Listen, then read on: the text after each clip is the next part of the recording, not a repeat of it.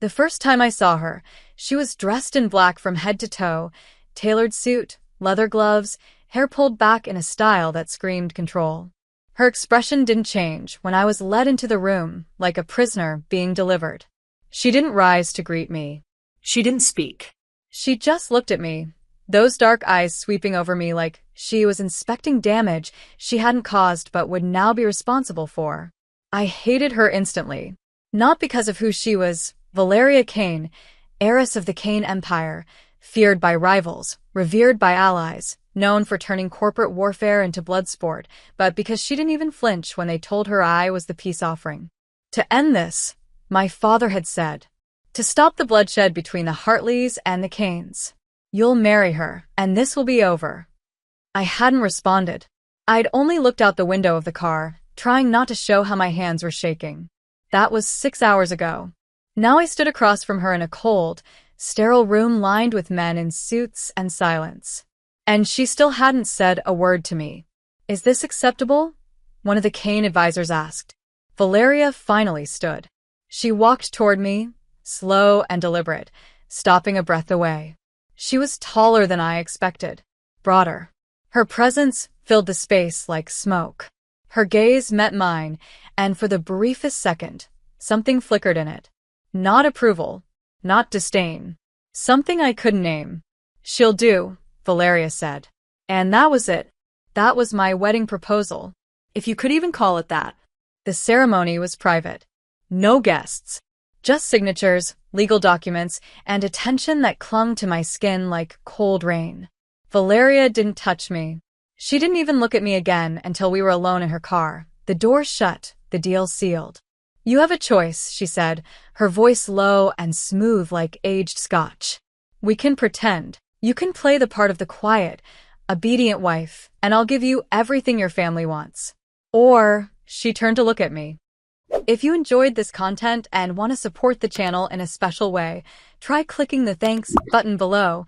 It's the one with the heart and $sign icon. With super thanks, you can make a direct contribution to the channel, which helps me keep creating awesome videos for you.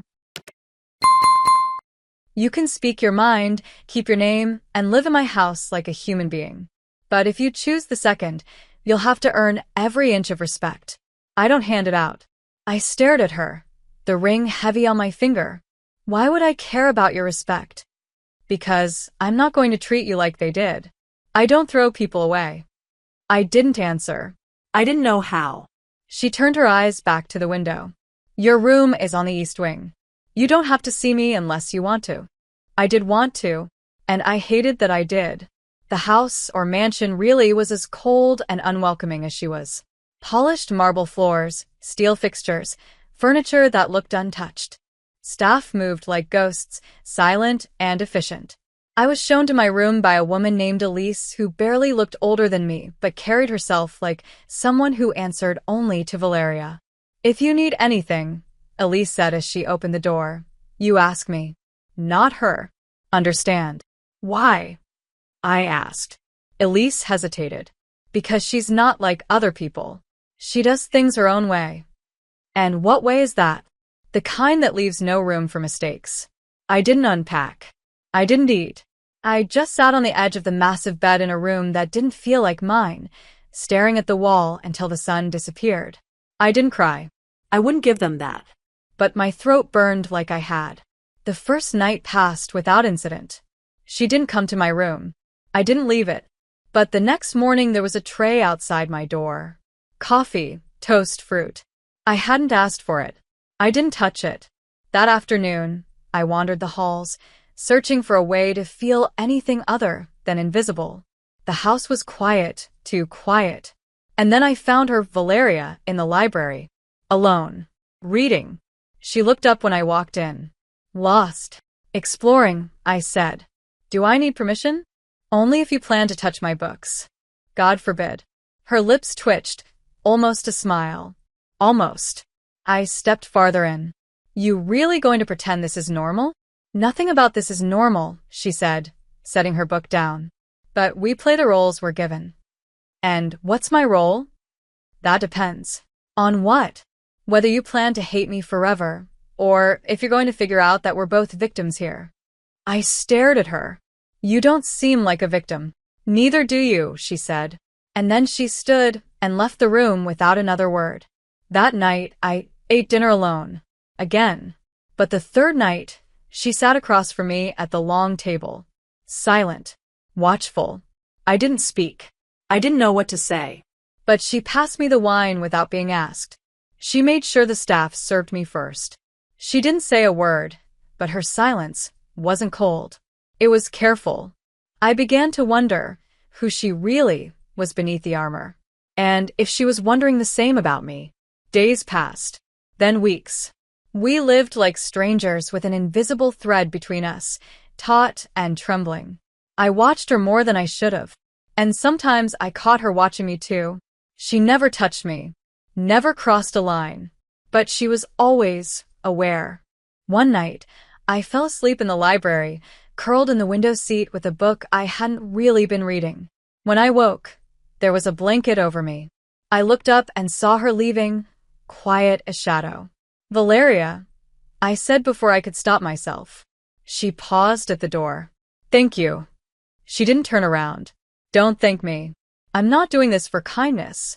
I'm doing it because you're not disposable, no matter what they told you. And then she was gone. But the way my heart pounded told me she'd left something behind anyway. I stopped expecting her to knock. Valeria moved like smoke, silent, invisible until you felt the heat of her presence. By the second week, it had become a pattern. I'd wake up and find the door to my room slightly ajar. Not open, not forced, just touched, as if to say, I'm checking, but I won't cross the line. Sometimes there was coffee on the nightstand. Sometimes a folded note with one word written in that sharp, elegant hand. Eat. Rest. Breathe. I never caught her doing it. She never brought it up. But I felt her more in those silent gestures than in the few clipped conversations we'd had. The world thought she was ruthless, unfeeling, dangerous. Maybe she was. But not with me. Not yet. We still didn't share meals. Not formally. But some nights, I found myself drifting toward the kitchen, barefoot and restless, only to find her already there, sleeves rolled to her elbows, a glass of wine in one hand, the other flicking through her phone. The first time, I almost left, but then she looked up, and instead of telling me to go, she slid the bottle of wine across the counter toward me. Couldn't sleep? She asked. Didn't want to. She nodded, and just like that, it became another ritual. We didn't speak much on those nights, just existed in the same room. She'd cook something light, usually pasta, eggs, once a grilled cheese that made me laugh because it was the most human thing I'd seen her do. What? She asked. Nothing, I said, watching her bite into the sandwich like she hadn't eaten all day. I just didn't think someone like you ate real food. What do you think I eat? Contracts. Cigars. The souls of men who disappoint you. She smirked, and it was devastating. Only on Tuesdays. I smiled despite myself, and something loosened in my chest. Later that night, I lay awake thinking about her mouth. The way it curved when she almost smiled. The way she spoke like every word had already been filtered through 10 layers of control. I wondered what it would be like if she stopped holding back. One afternoon, I wandered into the indoor garden. I didn't know why I was drawn to it. Maybe because it was the only place in the house that felt alive.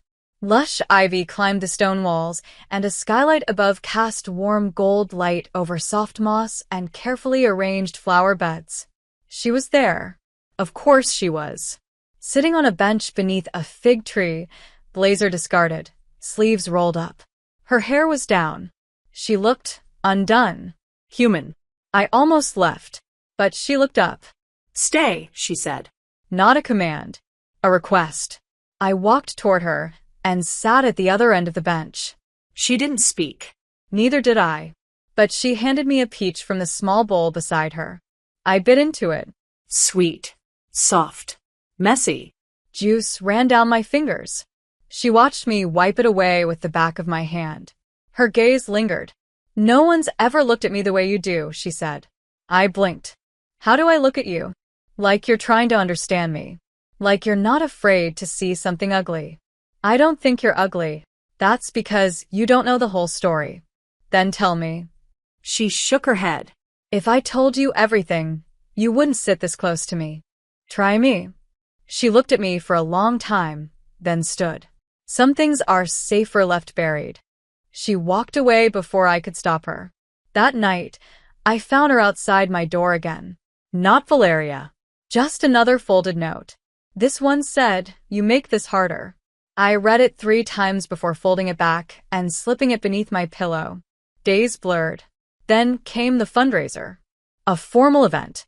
High society. Smiling masks and political money.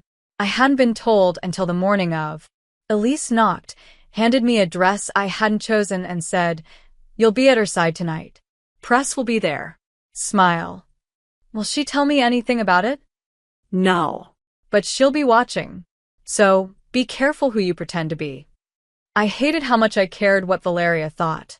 But when I walked down the stairs in that dark green gown, hair up, heels clicking against the marble, I felt her eyes before I saw them. She stood at the base of the stairs, dressed in midnight black, collar open, sleeves tailored to perfection. Her eyes traveled slowly down my body, and for the first time, I saw her stunned. Her mouth parted. Just slightly. But it was enough. "You look," she said, then stopped. I waited. "Say it." "Beautiful," she finished, voice low. "Like a war, I don't know how to win." The drive to the event was quiet. Tense. Her hand brushed mine once on the seat between us. She didn't pull away. The event was everything I expected. Flashing cameras, glittering lies, empty laughter. But Valeria never left my side. Not once. Every man who looked at me was met with a glance that could kill. Every woman who tried to talk to her was dismissed with a polite, cold smile. We weren't lovers. Not really. Not yet. But she made me feel like I belonged to her. Like I was the only one who mattered in that entire building. It wasn't until I stepped into the bathroom to breathe for a second that I realized how badly I needed her near. When I came out, a man was waiting. Older. Familiar. A family associate from my father's side. "So this is how they dress you now," he said, eyes crawling over me. "I always said you'd make good currency." I stiffened. "Excuse me? Don't act surprised. This marriage was bought, girl. Same as any deal." He stepped closer. "Bet she hasn't even touched you yet. Kane women don't need to. They own with fear." "Step back," I warned. Or what? That's when I saw her. Valeria. Standing at the end of the corridor, watching. Silent. Still. Rage vibrating in every inch of her body. She said, "Step back." Valeria said, her voice ablaze. The man turned. "Relax. Just talking." "Then let me make something clear," she said, walking toward us. "Touch her again. Look at her like that again. Breathe near her again. And I will take everything you love, piece by piece, until you forget what it felt like to matter." He laughed nervously. "Jesus, Valeria, it was a joke. Get out." He did. Without another word. She turned to me. "Did he hurt you?" "No, but my hands were shaking." She stepped closer. "May I?" I nodded. She took my hands in hers. Warm. "Steady. You're not property," she whispered. "I don't care what they told you." "Then what am I?" I asked. She looked at me like she was breaking. "Mine." And then, God help me, she kissed me. Just once. Just enough to ruin everything else. She kissed me like she wasn't supposed to. Like she'd been holding it in for so long that when it finally broke free, it came out raw and quiet and trembling at the edges. Her lips met mine with a restraint that made my chest ache more than hunger ever could. Like she was afraid I'd vanish if she let the kiss deepen. But I didn't vanish. I leaned into her. I tasted her. I let myself feel the truth I'd been denying for weeks, that I wanted her. Not the idea of her. Not the power or the protection or the cold precision everyone feared. I wanted the woman who checked my door every night. The one who left me coffee and notes and whispered mine like it hurt to say out loud. And then she pulled away. Just barely. Just enough. Her breath touched my lips like an apology. I shouldn't have done that, she said, but her hands were still on my waist, her eyes still locked on my mouth. Why not? I asked, my voice unsteady. Because this isn't real. It feels real. It's not meant to.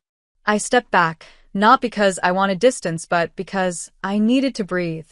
Do you regret it? She looked at me like she wanted to say yes. But instead, she said, I regret not doing it sooner. We didn't speak for the rest of the ride home, but her hand never moved from mine.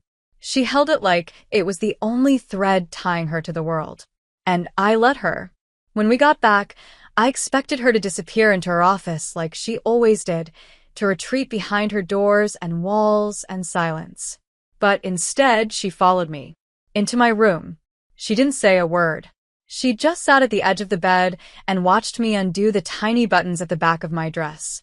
Her eyes followed the movement of my fingers like each one was a sin she couldn't stop imagining. I could feel her breath from where she sat, her presence like heat spreading through the air.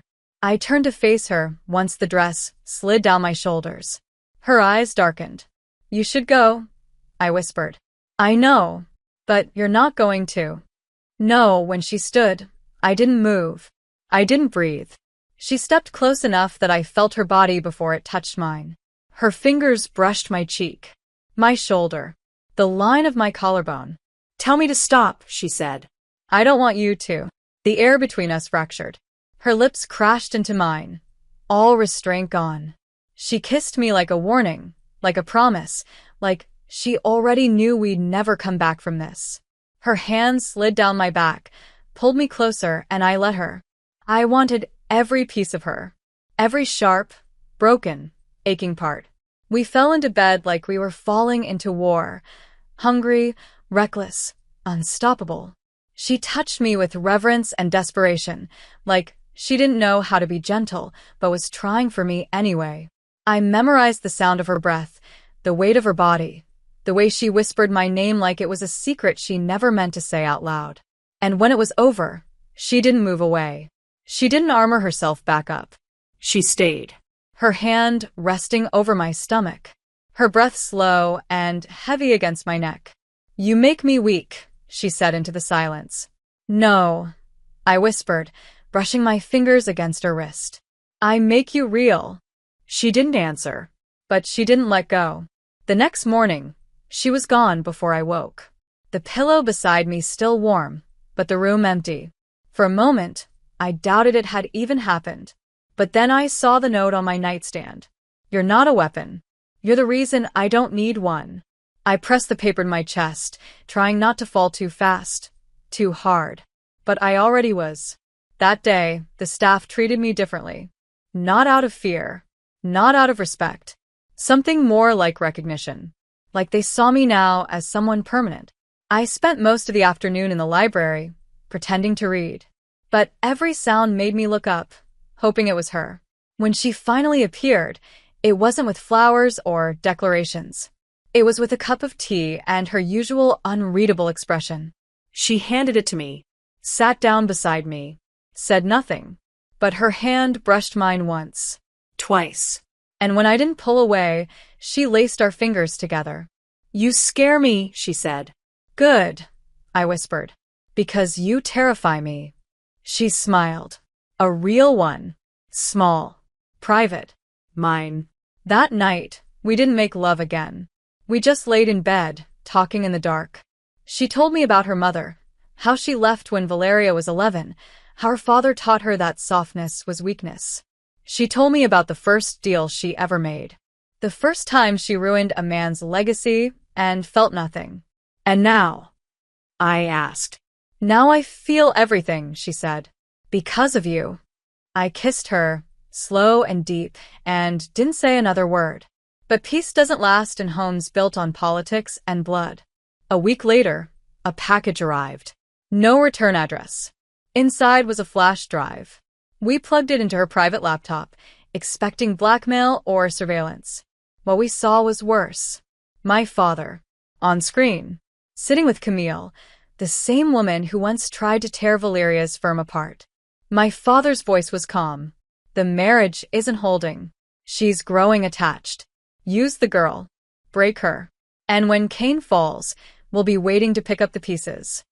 Valeria's face turned to stone. He used you, she said, her voice barely audible. He gave you to me like a trap. But I chose you, I said, standing. That's what he never planned for. She looked at me, something breaking behind her eyes. You're not safe here. I'm not leaving you. Arya. No, I stepped forward, took her hand, pressed it to my chest. He tried to sell me like property.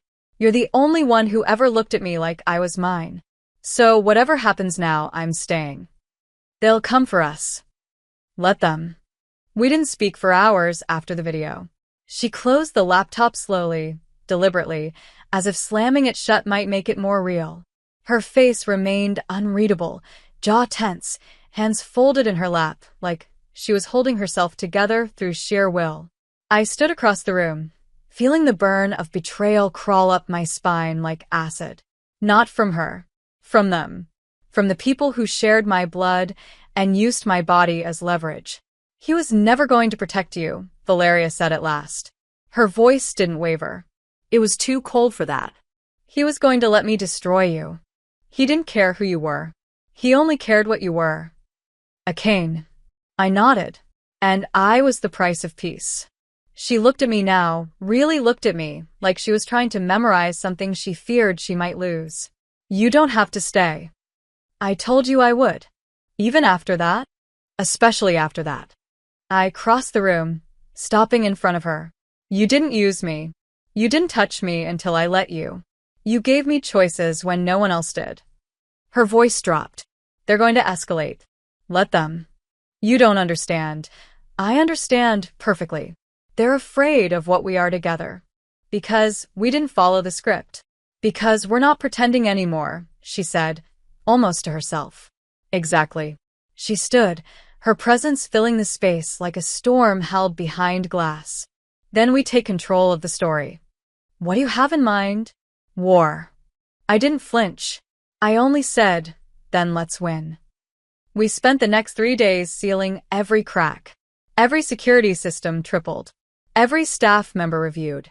Elise was the only one Valeria trusted enough to keep close, and even she was kept in the dark about our next moves. Camille went silent. My father stopped returning calls. But we felt the tension closing in. Whispers. Surveillance vans. Leaked rumors in the press. But none of it could prepare me for the message that arrived on the 4th morning. A photo, taken from a rooftop, of me and Valeria on the garden balcony, laughing. Unposed. Unaware. Natural. And beneath it, a line of text. We know what matters most to her. Ready to watch it burn? I dropped the phone.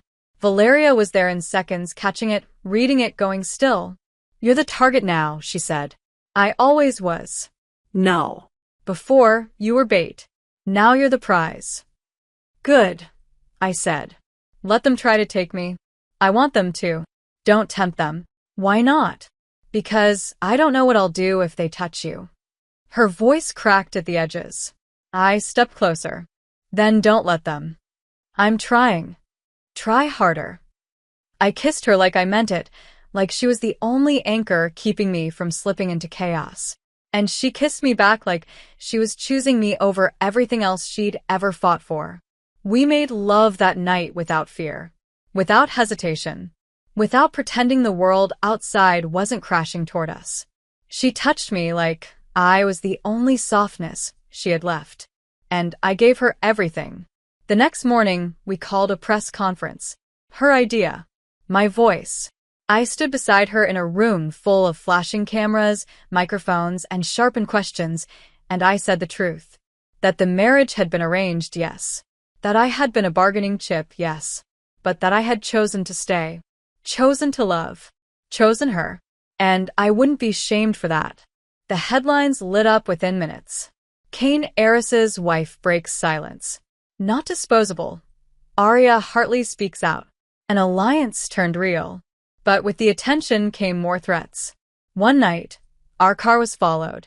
Another, Someone hacked into the house security grid and turned off the cameras for exactly 13 minutes. No break-in. No physical trace. Just a warning. Valeria stopped sleeping. She started carrying her gun again. I found her one night in the library, sitting in the dark with a whiskey in one hand and the other clenching nothing. "They're getting closer," she said. "I can feel it." "Then what do? We bait them." How? "We fake a split." What? "We stage a fight. A brutal, public breakup. You move out. Cry on camera. Leak photos. Make them think you're alone. Vulnerable. And then we watch who comes close." "You want to use me again?" "No," she said sharply. "I want to end this. For both of us." "You said I wasn't disposable." "You're not. But if they believe you are, they'll slip up. And what if they don't take the bait? Then we leave. For real. New names. New lives. You'd give all this up?" "In a second. If it means keeping you safe." I stared at her. At the woman who once terrified me. Who now terrified everyone but me. "Then let's do it. Let's give them a show." The next morning, the news broke. Kane marriage crumbling? Arya seen leaving Kane estate in tears. Cameras caught me packing a bag. Caught Elise helping me into a car. Caught Valeria standing at the gate, stone-faced, silent. Every second was planned. Every movement scripted. But it didn't feel like acting. Not when I turned around and saw her there. Not when I knew I wouldn't see her again until this was over. That night, I stayed in a private safe house owned by one of her shell companies. I paced. Waited. Watched the feeds. And then, just after midnight, the door opened. Not Valeria. Camille. Smiling.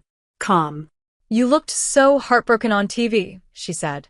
"Almost made me believe you weren't playing her." "What do you want?" "What I always wanted. The Empire. And now, you're the key to it." "You really think she'll give it up for me?" "She already has. She just doesn't know it yet." My fingers slid behind me, toward the silent alert Elise had shown me how to trigger. "She's not going to let you walk out of here. She doesn't have a choice." But she did. And she proved it 30 seconds later, when the door behind Camille slammed open and Valeria stepped through, gun drawn, voice like steel. "Wrong again."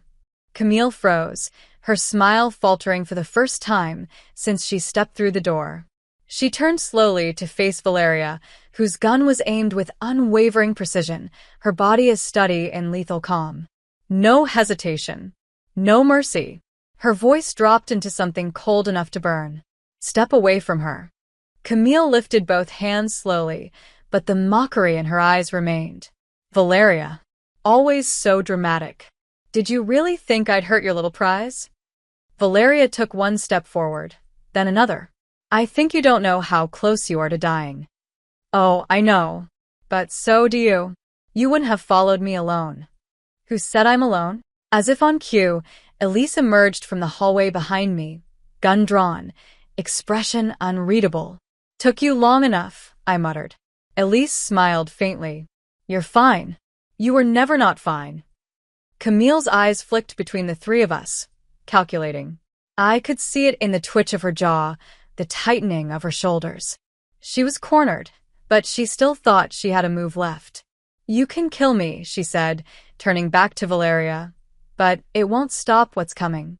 Your father's legacy is already rotting. The board wants blood. And your wife," she nodded toward me, "was just the start." "You made one mistake," Valeria said, voice sharp as glass. "You touched what's mine." And then she fired.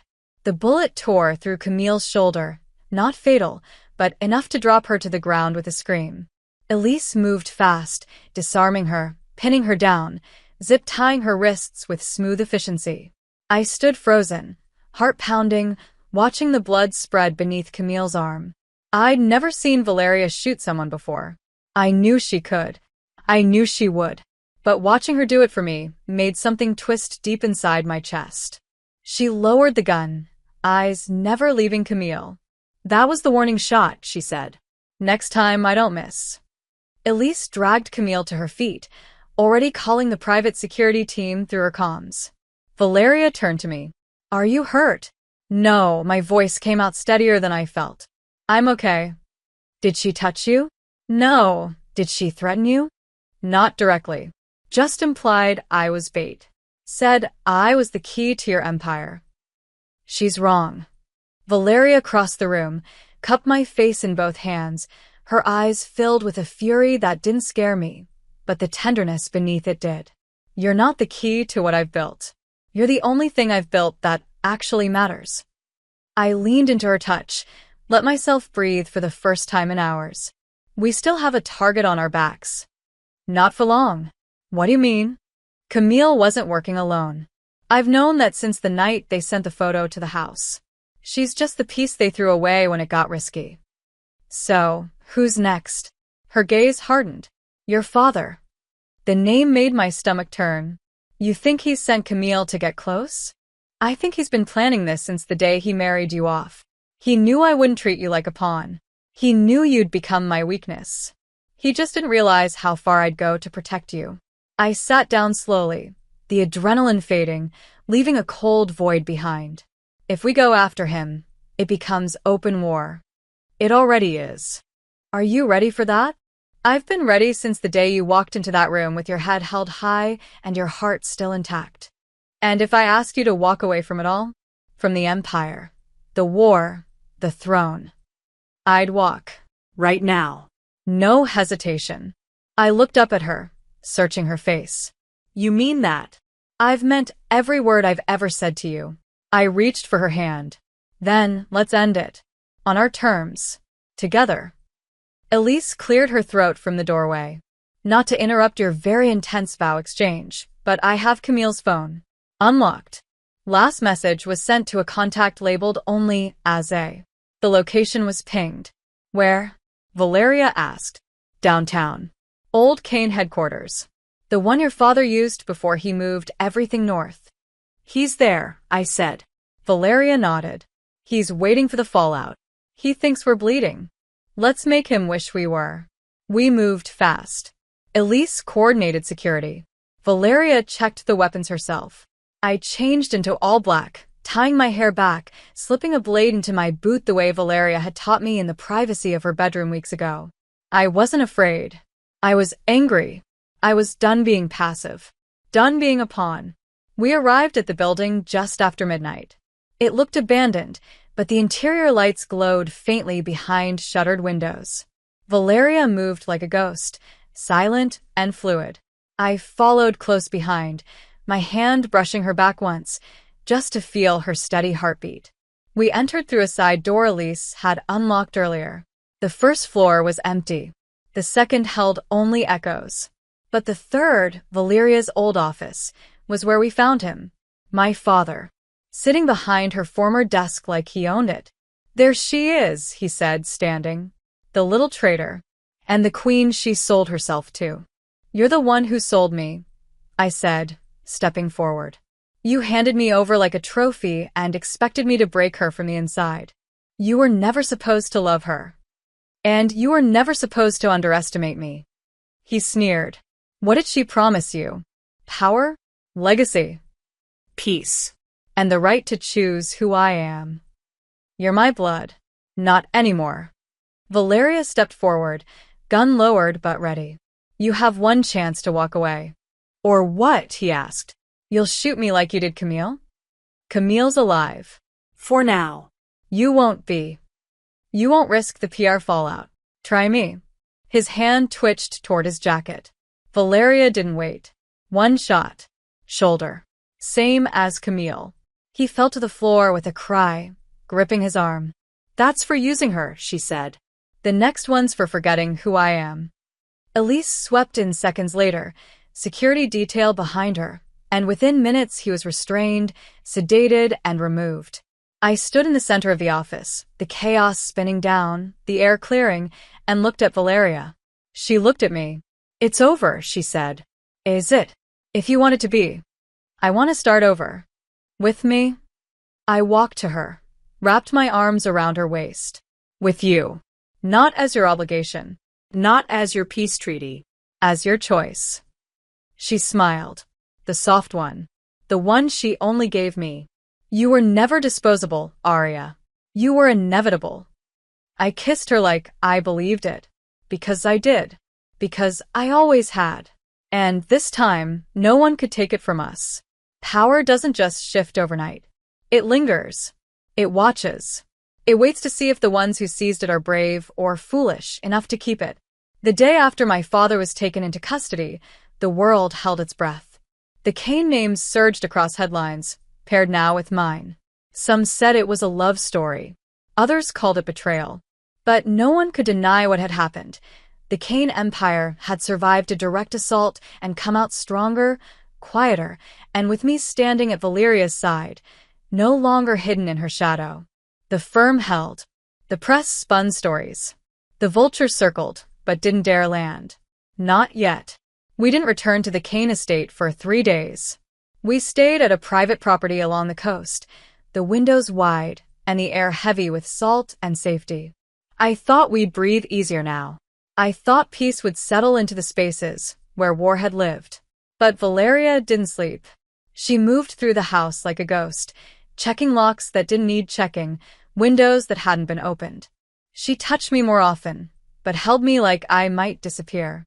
You're still waiting for the next strike, I said one morning as I stepped behind her on the balcony, watching her stare out at the ocean.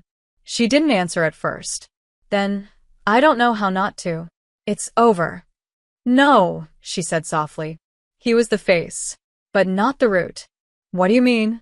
My father left behind enemies. Mine multiplied with every deal I made. Camille was just one of them. Your father aligned himself with another. And whoever that is, they haven't shown their face yet. I wrapped my arms around her from behind, rested my chin on her shoulder. Then let them. We're not afraid. You're not, she said. But I am. I've never had anything to lose before. That night, we slept in the same bed, tangled in each other. Her hand never left my skin. I could feel the fear in her body, even when she was still. The calm before the next storm. When we returned to the city, the firm greeted her with quiet reverence. The board didn't challenge her. No one dared. Elise remained close, eyes sharper than ever. I resumed working with Valeria, not because she asked, but because I wanted to. I wasn't just her wife now. I was her partner. And I wanted to know every corner of her world, including the ugly ones. A week passed. Then 2. The peace held. Until the letter arrived. No return address. Hand-delivered by someone Elise didn't recognize. A single line of text on thick white cardstock, embossed in gold. She wasn't your first, but she'll be your last. Valeria read it twice. Her face didn't change, but her hands did. They shook. What does it mean? I asked. She folded the letter slowly. It means someone knows. About Ava. The name was like a crack through still water. I'd never heard it before. But the look on Valeria's face told me everything I needed to know. Who is she? I asked. A long time ago, she began. When I was 19, I fell in love. Or at least I thought I did. Her name was Ava. She was reckless and wild and brilliant. And she died because of me.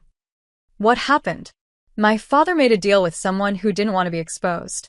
Ava got too close. She was investigating something. I begged her to stop. She didn't. Her car exploded outside her apartment. My God, I whispered. He said it was random. A gas leak. I knew better. I've carried her death with me ever since. Why didn't you tell me? Because it's the one time I let myself believe love could survive in my world. And it didn't. I reached for her hand. It's surviving now. For how long? As long as we fight for it. Elise ran background checks on every person who had access to our building. All came back clean. But someone had gotten inside. Someone who knew Ava's name. The Kane estate was locked down tighter than ever. But the fear wasn't about bullets or bombs anymore. It was about what could be taken without violence, without noise. One evening, I came home to find my office tore apart. Not by intruders. By Valeria. She was sitting on the floor, surrounded by papers, red-eyed and silent. What happened? I asked, rushing to her. I needed to be sure, she said, that no one had left anything for them to find. Any file. Any message. You don't have to protect me from ghosts. You don't understand, she whispered. If they take you, I won't just burn the city. I'll become something I can't come back from. I cupped her face in both hands. Then don't let them. I already have. You're in this now. And you'll never get out. I don't want out. You should. But I won't. Her mouth found mine then, desperate, breaking, searching. We kissed like the world was ending. Like we'd just remembered it could. That night, I woke to the sound of glass shattering downstairs. Valeria was already on her feet, gun in hand, robe flying behind her. I followed, heart racing. Elise was at the bottom of the stairs, a flashlight sweeping the dark. The front window had been smashed. But nothing was taken. Nothing inside was touched. Just a message spray-painted across the marble floor in thick, black letters. History always repeats itself. Elise's voice was clipped. They're not here to kill. They're here to unmake her. Valeria stood in the center of the room, staring at the words. They're trying to break me. I stepped beside her. They won't. They already are. You're not alone. She looked at me, and for once I saw something that shattered me. Defeat. What if I can't protect you? Then let me protect you. How? By being the one thing they can't predict. Which is, I love you. She closed her eyes. Say it again. I love you. God help me, she whispered. I love you too. The next morning, we went public again. A live interview. Not about the firm. Not about the power. About us. The marriage. The truth. We told the world everything. The arrangement. The betrayal. The war. The survival. And the love that refused to die in the ashes. We thought light might kill the shadows. But hours later, we got the real message. Not a threat. A recording. Security footage from 10 years ago. Ava. Smiling. Laughing. Walking into Valeria's office. And behind her, someone we recognized. Elise. The silence that followed the footage was louder than any scream. Valeria stared at the screen, unmoving, her jaw locked, her eyes unreadable. I saw it before she spoke. That slow, methodical shift inside her. Like the ground beneath her had started to split open, and she wasn't sure whether to run or burn everything around her. Elise. Her right hand, the woman who'd guarded our door, walked into every risk without flinching, aimed a gun in Camille's face like it was second nature. The woman who had been with Valeria for nearly a decade. And now she stood beside Ava in a recording that had no reason to exist, unless it meant something. I reached for her hand, but she stepped away. Not from me. Not completely, but from the weight of what she'd just seen. There has to be context, I said carefully. You told me Ava was investigating something. Maybe Elise didn't know. She was in my office, Valeria murmured. With her. Smiling. That wasn't an ambush. That was trust. Then ask her. And if she lies? Then you'll know. She didn't answer. She just walked out of the room and down the hallway like a shadow bleeding from the walls. I followed. Elise was in the main security room, going over the overnight systems. She didn't look surprised when Valeria entered. She didn't reach for a weapon. Didn't panic. That scared me more than anything. You saw the footage, Elise said. Valeria's voice was ice. Explain it. Elise leaned back, folding her arms. Ava came to me before she went to you. She had information about your father's offshore deals. She knew they were dangerous. She thought she could protect you by finding proof. You didn't tell me. She begged me not to. She thought you'd shut her down. She didn't want you to have to choose between her and your legacy. So, you helped her. I monitored her, watched her back. I thought I could keep her safe. But I underestimated what your father was capable of. And when she died, Valeria's voice cracked on the word. You stayed by my side like nothing happened? Because I blamed myself. Because I couldn't protect her. And I thought the least I could do was protect you. You don't get to decide that. Neither do you. You built a world where no one tells you the truth unless it's convenient. Valeria moved so fast I barely saw it. Her hand slammed down beside Elise's head against the console, eyes burning. You had no right to keep her from me, and you had no right to put her in the position where she had to lie to you to survive. I stepped in, placing a hand on Valeria's shoulder. Enough. She didn't move, didn't blink, but she didn't strike. You're off the team, Valeria said finally, voice like ash. Effective immediately. You leave the estate tonight. If I see you again, you won't, Elise said quietly. But if you want to know the rest of the truth, look in the red box in the back of your safe. The one you forgot was even there. She stood and left without another word. Valeria didn't look at me. She just walked back to her private suite, closed the door, and locked it. I waited 3 hours before entering. I knew the override code. She was sitting on the floor, the red box open in front of her. Inside were photos, letters, a USB drive, and a ring. You kept a ring? I asked softly. She nodded. I couldn't throw it away. I didn't know what to do with it. And the letters? They were never sent. She wrote them. Elise intercepted them after the explosion. She was going to give them to me. Someday. Do you want to read them? No, she looked up at me. I don't want to live in the past anymore. Then don't. I knelt in front of her. Live in this. In now. With me. I don't know how. Let me show you. I leaned in and kissed her. Gentle and slow. She kissed me back like she was afraid I'd vanish if she didn't hold tight enough. That night, I burned the letters. One by one. Valeria watched without speaking. When I got to the ring, I paused. This? I asked. She took it, closed her fist around it. It's time to bury her. Not just the memory, the guilt. Then do it with me. We buried the ring beneath the fig tree in the garden, just after midnight. No words, no tears, just dirt under our hands and the sound of a chapter finally ending. For 3 days the house was still, quiet. But then it came. A name. Sent through a block number. Dorian Vale. And beneath it, the man behind the Ava job. And the next one. Valeria read it. Her face turned to stone. He was my father's cleaner. The one they never named. No files. No trace. I thought he disappeared.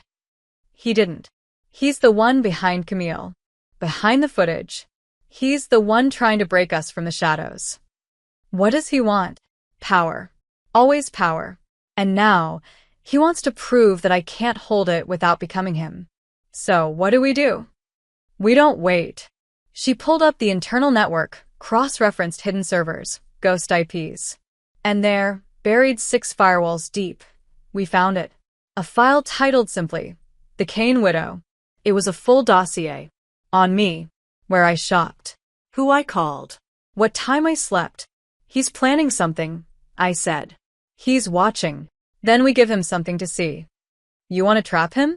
No, she said, eyes dark. I want to destroy him. But before we could move, the power cut out. All at once. Total black. And then a voice over the intercom. Come. Male. Familiar. Round 2, Valeria. Let's see if your new wife survives this one. The lights were gone. The entire estate swallowed by pitch-black silence. The only sound was my breath, shallow and uneven, and the faint hum of emergency generators too far to reach.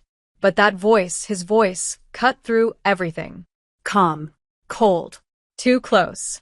Round 2, Valeria. Let's see if your new wife survives this one. Valeria's arm was already around me, pulling me close to her body, shielding me with the kind of urgency that didn't need explanation. She reached for her gun on instinct, checked the safety by touch, then leaned down to whisper against my ear, her voice barely audible. Stay behind me. No matter what you hear, you don't move. Valeria, no. If he touches you, I will never come back from it. Then don't let him. Her fingers brushed mine once. It wasn't softness, it was something desperate, something grounding. Then she moved. Like a shadow inside shadow. I followed. Carefully. Quietly. The backup security system was running, but only internally. No cameras. No alerts. We were flying blind.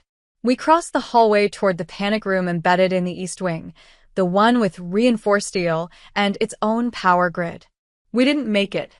A sudden flicker of motion to our left. Fast, silent. A blur near the stairs. Valeria caught it first, spinning and aiming. A single shot rang out, cracking through the silence like thunder. A grunt. Then feet retreating fast. Not a direct hit, she muttered. But they know we're not running. Good. I tightened my grip on the blade tucked under my waistband. Let them bleed. If I had time, she murmured, I'd tell you how terrifyingly hot that sounded. Later, I said. You can worship me later. Deal. She moved again, taking us into the service corridor, hand pressed to the wall, ears sharp. Then another voice. Not from the speakers. From the room ahead. Live. Real. She's not what you were, Valeria, the voice said. Male. Rich with mockery. She's softer. Slower. I give her 6 minutes before she breaks. Valeria turned toward the door with a precision I'd come to recognize as deadly. 3 minutes, she whispered to me. You get to safety. No matter what happens in there. I'm not leaving you. You won't have to. I'll end this before you finish counting. And then she opened the door. He was standing there like he belonged. Dorian Vale. Late 40s. Trim. Expensively dressed in black. Smiling. Like he hadn't orchestrated death.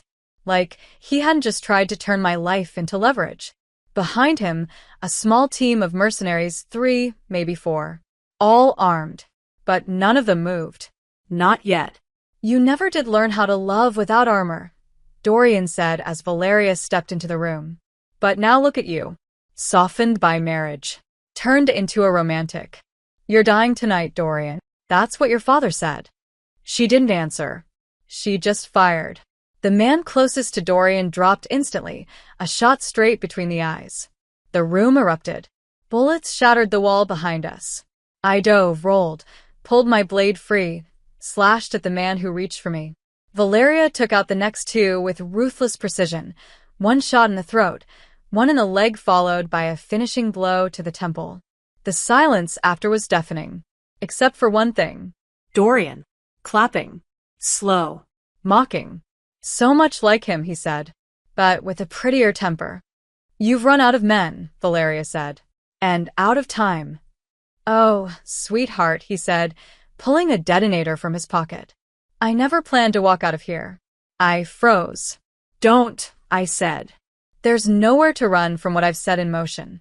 That building in the city, Valeria said suddenly. The old Kane site. It's not just a memory, Dorian whispered. It's your legacy. And it burns in 20 minutes. People live around there. I started heart thudding. They won't for long, he said. Unless you let me go. Valeria didn't flinch. You think this is a game? It always was. And I just flipped the last piece. Then so will I. She shot him. Not in the chest. Not in the leg. But in the hand. The detonator clattered to the floor, harmless, sparks flying. Dorian screamed, dropped to his knees, clutching the shredded remains of his hand. You underestimated me, she said. You thought I was still my father's daughter. You are, he snarled. You just don't know it yet. No, she whispered, turning to me. I've never been more myself than I am with her. She looked at the device. How do we stop it? You can't, Dorian spat, breathing hard. You'll have to watch everything he built turn to ash. Just like she did. Valeria grabbed him by the collar. Who is she? Ask Elise, he hissed. You think you cut her out, but she's always been 2 steps ahead. He laughed, blood on his teeth. She was never yours. She was always ours. Valeria punched him. Hard. Enough to drop him cold. I grabbed the detonator and turned it over. It's already activated. 10 minutes. We need to get to the site. We'll never make it in time. Then we send someone who can. Who? Elise, I said. If what he said is true, we'll know by whether or not the city explodes. Valeria looked at me like she didn't want to agree. but time was running out. Call her. Tell her she has one chance to prove whose side she's on. I did. No answer. The timer hit 7 minutes. Then 6. At 5 minutes, the screen on the detonator blinked. A signal interruption. Then, deactivation confirmed. Silence. We exhaled at the same time. Valeria collapsed to her knees. I pulled her into my arms, shaking. She stopped it, I said. Or someone did. It's over, she whispered. No. It's beginning. Dorian groaned on the floor, still breathing. Valeria looked at me. We could hand him over. Or, I kissed her jaw. Or, we handle it like Cain women. Her smile was feral. Together? Always. Dorian Vale was still breathing when we carried him out of the wreckage. Not because he deserved to live, but because Valeria wanted him to watch everything he failed to destroy rise stronger than before. We didn't turn him over to the authorities. That was too kind. Too clean. We took him somewhere quieter. Somewhere King-controlled. No press. No cameras. Just truth and consequence. The moment the security team secured him, Valeria turned to me. Her hands were streaked with his blood, her jaw tight, her mouth trembling like she'd been holding something back for too long. You still trust me? She asked, not looking at me. After this. I stepped toward her, lifted her chin with 2 fingers, and met her eyes head-on. You saved the city. You saved us. You didn't just earn my trust. You proved you were worthy of it. You think I'm worthy? I know you are. Even after everything? Especially after everything. She didn't kiss me. Not then. But the way she closed her eyes told me it landed deeper than any kiss could. Elise reappeared 2 hours later, walking through the Kane estate gates without permission but without resistance. Valeria was waiting. I stood at her side. It's done, Elise said simply. Dorian's network is collapsed. His shell companies dissolved. I had to burn a few of my own bridges to finish it, but no one will be getting up from this. And the detonator? Valeria asked. I stopped it. I used the ghost protocol you had installed 3 years ago. I left it in place for this exact scenario, in case someone ever turned the system against you. Valeria stared at her for a long time. Then, why come back? Because I still believe in what you are. And because I still believe she's the best thing that ever happened to you.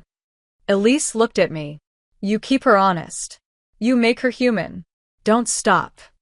I nodded. I won't. Elise turned to leave. Where will you go? I asked. She smiled faintly. Somewhere quiet. Somewhere where no one knows what Elise Kane's shadow ever looked like. You'll always have a place here, Valeria said. Even if you don't use it. I know, Elise replied. And then she was gone. The estate returned to stillness. But not to silence. There was a hum in the air now, something steady, strong. Like we were breathing again for the first time. Like survival had turned into power, not pain. That night, Valeria led me to the rooftop garden. The stars above us were quiet. For once, nothing hunted us. You never asked me what I want next, she said. Because I was afraid of the answer. Ask me now. I turned to face her. What do you want, Valeria? I want to tear down everything my father built. I want to take the empire he left me and remake it into something that doesn't rot everything it touches. Then do it. With you. Only with me. She reached into her coat and pulled out a small velvet box. My breath caught. I know we're already married, she said. But that wasn't ours. That was theirs. I want to choose you. Here. Now. Without blood in the room. She opened the box. A ring. Simple. Elegant. Honest. Marry me again, she said, voice quiet. For real this time. I didn't speak. I took the ring. I slid it onto my finger. I kissed her hard. And when I pulled away, I whispered, yes. Again. Always.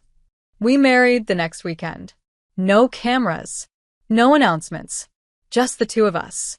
A courthouse, a private garden, and vows whispered in a language only we spoke.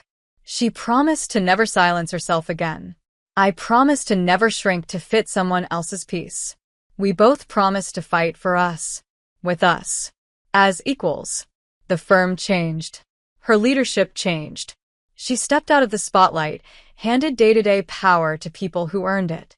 She kept the core, the vision, but she built something cleaner. Smarter. Ours. I started my own fund, helped women who'd been traded like I once was, built them exit plans, safety, control. We didn't disappear. We just became something more dangerous than enemies could understand. We became whole. And still, there was one last thread to pull. One more ghost. A final envelope arrived at our gate. No return address. One photo inside. Ava. Alive. Or someone who looked just like her. Standing in Marrakesh. Holding a newspaper dated 4 days ago. And written on the back, "Sometimes love survives after all." Valeria stared at it. Then she smiled. Small. Quiet. She ran, she said. She faked it. She got out. And let you believe she was dead? To protect me. Just like I tried to protect you. I touched her hand. Do you want to find her? She shook her head. No. Because I'm not looking back anymore. I leaned in, kissed her temple. Neither am I. But I kept the photo. Not as a threat. As a reminder that even in a world where we were traded like weapons, owned like property, broken like porcelain, somehow we'd carved out a piece of softness that couldn't be stolen. And that softness? It was ours. Only ours. It was raining the night we burned the contract that sealed our first marriage. Not just the physical paper, but everything it had stood for: control, silence, leverage. Valeria held it in her gloved hand as we stood beneath the small stone archway in the garden, the rain soaking our coats, thunder murmuring low above the trees. She lit the match. I watched the flame touch the edge of the page, watched the ink curl into ash. We didn't speak. We didn't need to. That contract had made us political, strategic, inevitable, but we had rewritten everything since then. Line by line, breath by breath, scar by scar. I looked over at her, the firelight casting flickering shadows against her sharp cheekbones and soaked hair. The ring I had chosen for her, a clean, burnished band with an engraving only we knew, gleamed on her left hand. Her fingers, once tight with control, now rested open at her sides, unguarded. "We should go in," I whispered. "You'll get sick." "Let me freeze," she said. "If it means I get to see you like this a little longer." "Like what?" "Like you belong to no one but yourself." I stepped closer, brushing my lips against her jaw. "I don't belong to anyone," I murmured. "But if I had to choose someone to walk beside, forever, it would be you." Her breath caught. I felt it more than heard it. She pressed her forehead to mine. "Then forever it is."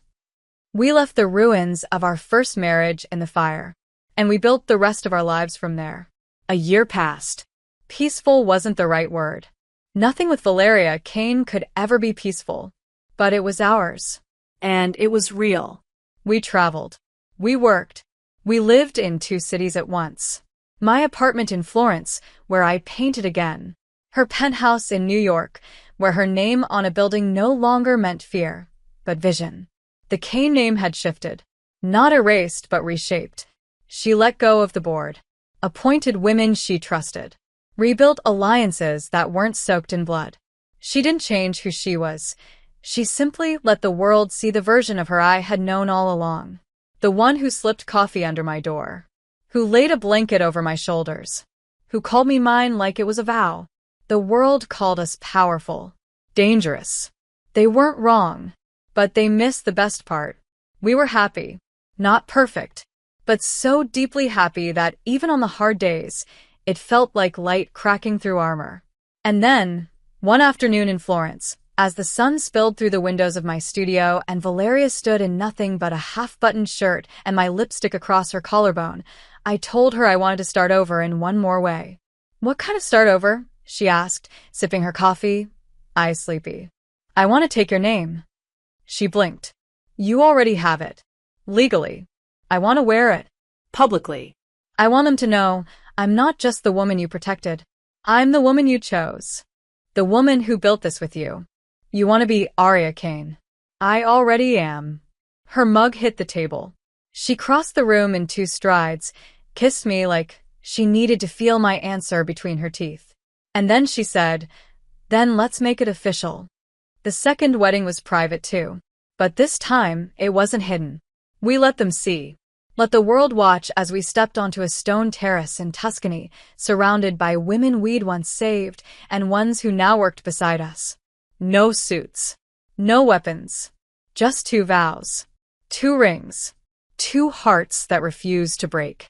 They called me ruthless, she said, holding both my hands in front of everyone.